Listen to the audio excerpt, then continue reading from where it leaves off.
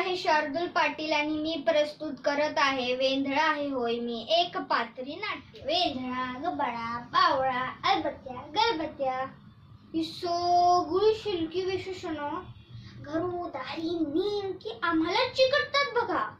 खरं तर मला असं म्हणणारी येता जाता टोमने मारत चिडवणारीच वेंधळी असते. म्हणतात ना काळी झालेल्याला सारं जगच पिवळं दिसतं.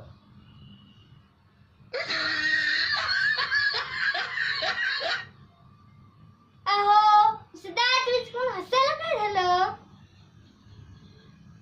काय म्हणाल? गुंडी नीटला?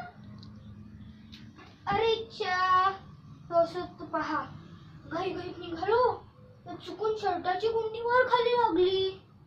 अरे तर लगेच तुमचंही होत असेल की असंच कधी? काय म्हणालात? नक्कीच मी वेंधळा आहे म्हणून. छान, आता तुम्हीच राहिले होतात माझ्यावर ताशेरे झाडायला शिल्लक. म्हटलं या एवढ्या क्षुल्लक गोष्टीवरून मत नका म्हणू. आता हेच पहा ना, आमच्या पिताजींनी काम सांगितलं की त्याचा अखेरचाच म्हणजे शेवटचा हो. हो तर काय म्हणत होतो मी? हा शब्द पुरावायच्या आत त्यांचं काम पुरवावं लागतं, नाहीतर काय होईल?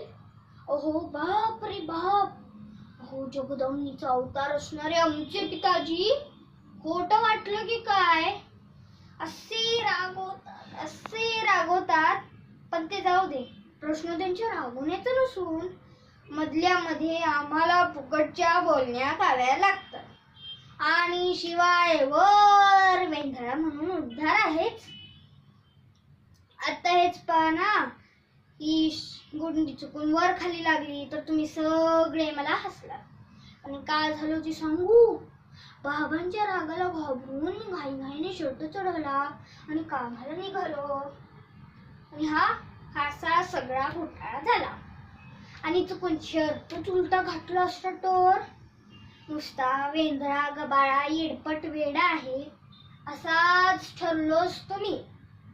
असाच एक प्रसंग माझ्यावर एकदा गुजरला.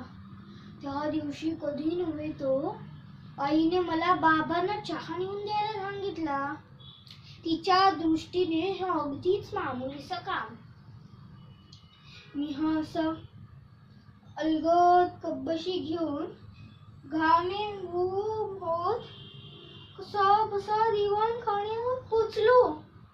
आणि तेवढ्यात बाबा मोठ्याने खाकरले आणि एकदमच शिंकले. त्यांचं खाकरणं आणि शिंकणं दोन्ही एकदम जबरदस्त. आणि त्यातून माझे ग्रह त्या दिवशी काही चांगले नव्हते.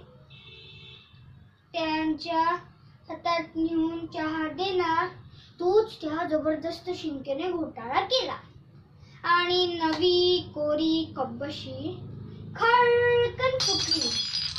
आई न बघताच कडाडली, कार्ट्या फोडलीस ना कब्बशी, वेंधळा मेला. एवढंसं का तेही येत नाही धर करता.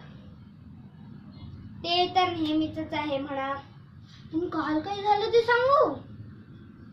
आईनं दादाला दळण नेऊन द्यायला सांगितलं आणि तिचं काम करेल तो दादा कसला यांच्या कामाचं लोडनं माझ्या गळ्यात टाकलं आणि हा गेला सायकलवर टांग मारून.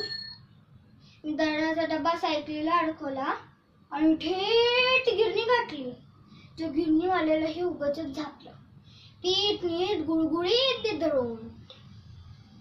मी परतीच्या वाटीत विचार करत होतो, कामाचा मोबदला काय बरे मागावा. आणि तेवढ्याच समोरून एक गाढव उधळत येत होतं. बोलून चालून गाढवच ते.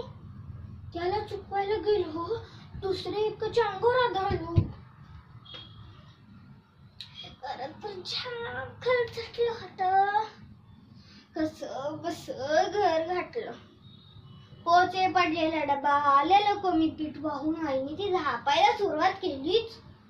पण तो पहिला शब्द कानावर आदळला, वेंधळा. असा राग आला ना, दाबून बुक्क्यांचा मार. खरं तर त्या दादाचं काम गळ्यात घेतलं हेच चुकलं माझं. आता तुम्हीच सांगा मंडळी. गाढव उधळत आलं, डब्बा पडला, डब्याला पोचे पडले, पीठ ही सांडलं. यात माझा काय दोष? धन्यवाद.